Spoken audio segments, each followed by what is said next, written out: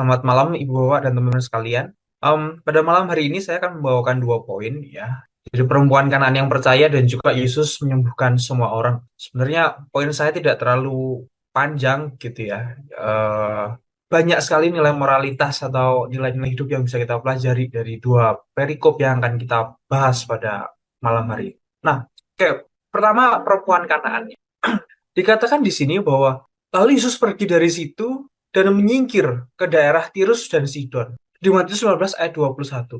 Nah, menurut Jeremiah Bible Commentary, bahwa perikop ini muncul setelah perdebatan tentang kemurnian ritual dan juga hukum makanan gitu ya, yang sebelumnya sudah dijelaskan oleh Mas Bertus, dan Yesus akhirnya pergi gitu ya. Pergi dari situ dan dia menyingkir ke daerah Tirus dan juga Sidon. Nah, dalam Injil Matius ini urutan penyampaiannya pun juga cukup signifikan, yaitu setelah kontroversi najis tidaknya makanan, kemudian Yesus pergi ke wilayah non-Yahudi dan juga bertemu dengan perempuan Kanaan. Nah, perikop yang cukup penting untuk diperbandingkan dalam perikop ini adalah di Injil Matius 8 ayat 5 sampai 13 yang menekankan aspek yang sama, yaitu Yesus bertemu dengan orang non-Yahudi, kemudian pengakuan iman yang eksplisit dari orang yang bersangkutan, pujian kepada Yesus, dan juga penyembuhan jarak jauh. Ketika Yesus menyatakan, pergilah, imanmu telah menyelamatkanmu.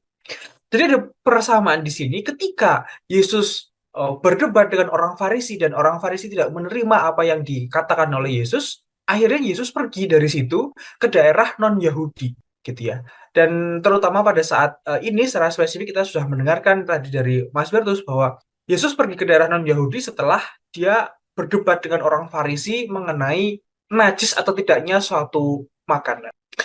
Kemudian judul komentari memberikan suatu makna alegoris gitu ya, makna alegoris atau perbandingan mengenai apa sih yang kita bisa pelajari. Yesus keluar dari Israel bermakna bahwa Injil itu sendiri mestilah keluar dari Yudaisme. Ketika Yesus keluar dari perbatasan Israel, dia keluar dari Yudea, artinya Injil itu mulai diwartakan kepada orang-orang non-Yahudi. Walaupun Yesus memang masih menyimpan porsi keselamatan bagi orang Yahudi, kita juga baca tadi gitu ya, bagaimana Yesus masih berusaha gitu ya, masih berusaha menguji iman si perempuan itu bahwa kamu itu bukan dari Yahudi, kalau ada makanan diberikan kepada tuannya gitu ya. Tapi wanita itu menjawab dengan iman bahwa saya pun bahagia gitu ya hanya dengan memakan remah-remah tuannya. Nah, jadi ketika Yesus sudah ditolak di orang Farisi atau Yahudi, dan saat ini Yesus memberikan suatu pandangan yang baru, memberikan suatu arti ya, bahwa Injil itu mulai keluar dari bangsa Yahudi. Kemudian yang kedua, wanita keluar dari wilayahnya bermakna bangsa-bangsa meninggalkan berhala. Kita tahu bahwa wanita atau orang Kanaan secara umum gitu ya, orang Kanaan secara umum apalagi ini wanita, itu kan bangsa yang tidak mengenal Tuhan gitu ya, tidak mengenal Allah.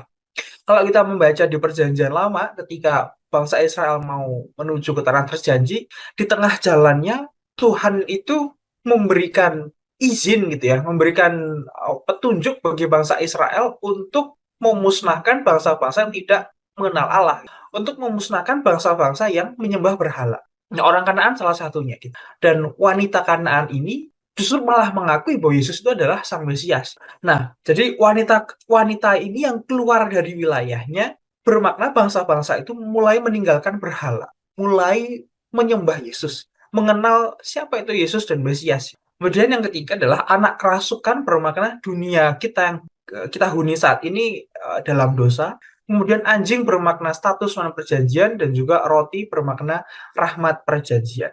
Next. Ya, maka datanglah seorang perempuan Kanaan dari daerah itu dan berseru, "Kasihanilah aku ya Tuhan anak Daud, karena anakku perempuan yang kerasukan setan dan sangat menderita."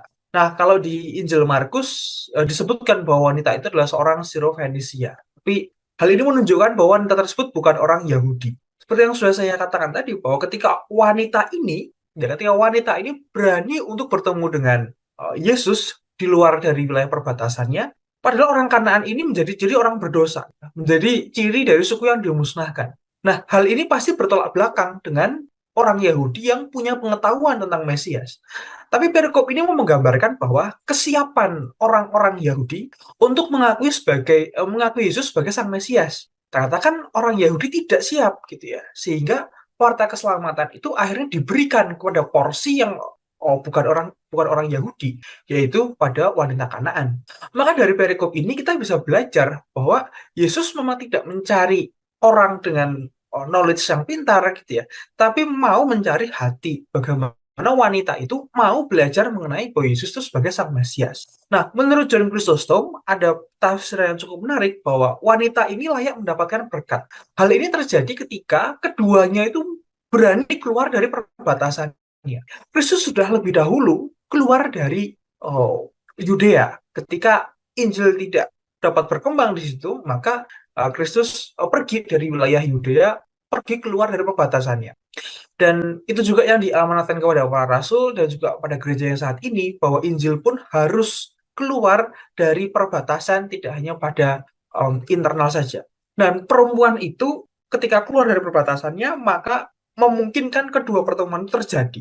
Nah, inilah mungkin yang disebut dengan iman gitu ya. Jawaban dari wahyu Tuhan, kita meresponnya dengan iman. Ketika kita berani keluar dari perbatasannya. Sehingga kita bisa belajar dari perempuan ini bahwa ketika kita memberanikan diri untuk keluar dari perbatasan yang kita buat, maka disitulah ada pertemuan dengan Tuhan. Pertemuan dengan Tuhan itu dapat terjadi ketika kita mampu keluar dari perbatasan yang kita punya untuk menuju kepada, kalau bahasa dalam pelayanan itu kan dari alam pasar gitu ya, dari apa hal yang kita tidak sukai, hal yang tidak kita senangi gitu ya, tapi kita mampu keluar dari perbatasannya sehingga memungkinkan kita bertemu dengan Yesus, seperti bagaimana dicontohkan oleh wanita Kanaan tadi. Selanjutnya, Matius 19 ayat 24. Aku diutus hanya kepada domba-domba yang hilang dari umat Israel. Ini kata-kata dari Yesus, bahwa Yesus mau menguji gitu ya, menguji perempuan itu, bahwa saya itu hanya diutus kepada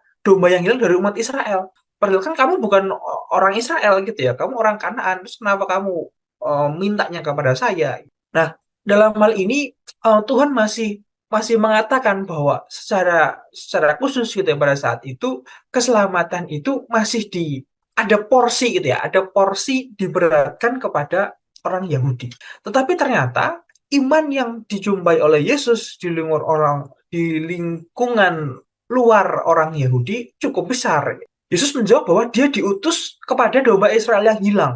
Maka menjadi jelas gitu ya, bahwa contoh dari Putri Kanaan ini mewakili satu tipe gereja, itu menurut Hilary of Poitiers. Mengatakan bahwa wanita itu wanita berdosa, barangkali tidak punya knowledge bahwa Yesus sebagai sang Mesias, bagaimana orang Yahudi, tetapi dia tetap mau percaya kepada Yesus. Gitu ya.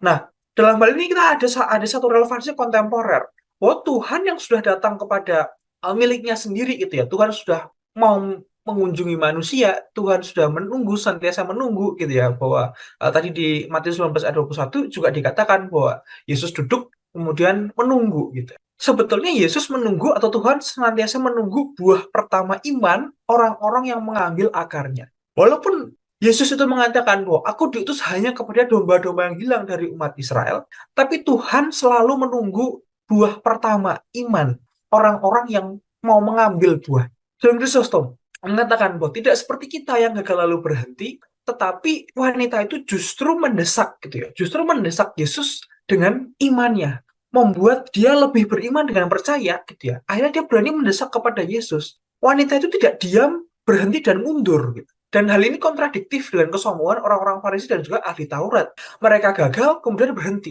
Malah mereka mau membunuh Yesus gitu ya. Nah, dari wanita ini kita bisa belajar bahwa seandainya barangkali doa kita terasa tidak dijawab oleh Tuhan, barangkali solusinya adalah mestilah disampaikan dengan lebih beriman dan juga lebih percaya. Sehingga dengan iman yang begitu kuat, kita bisa mendesak quote-unquote kepada Yesus. Sebagaimana dicontohkan oleh wanita Kanaan ini, dia tidak diam dan juga tidak berhenti. Next, Matius 19 ayat 25.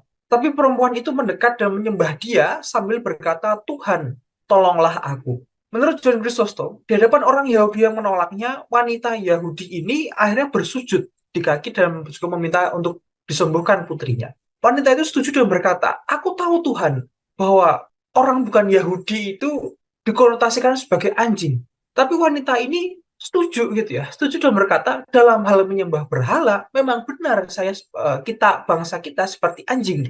Tetapi dalam hal ini wanita ini menunjukkan suatu keimanan gitu ya, keimanan kepada Yesus bahwa asalkan aku beriman maka pastilah ada kesembuhan. Jadi iman ini menerima pekerjaan apa yang tidak layak. Melalui iman orang-orang bukan Yahudi, akhirnya wanita ini dijadikan anak-anak seperti di mata Yesus dengan disembuhkannya anak dari wanita itu.